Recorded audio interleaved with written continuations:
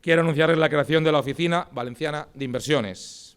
Cualquier inversión, ya sea nacional, local o extranjera, interesada en establecerse o en ampliarse y desarrollarse en la Comunidad Valenciana, va a tener a su disposición el conocimiento y la ayuda de todo un equipo humano para la evaluación, la clasificación, el acompañamiento y la gestión particular de cada propuesta.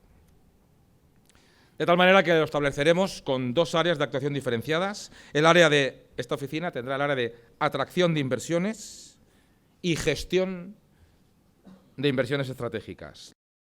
No vaya a ser que por tapar o cubrir el cupo catalán, que nos perjudica a todos porque habrá menos para todos, resulta que ahora nos vas a ofrecer una miniquita de una deuda que en cuanto suban un poco los tipos de interés nos vamos a quedar igual que estábamos y solo va a ser un parche.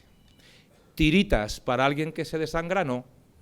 Un proceso serio que reconozca la infrafinanciación de la Comunidad Valenciana, sí.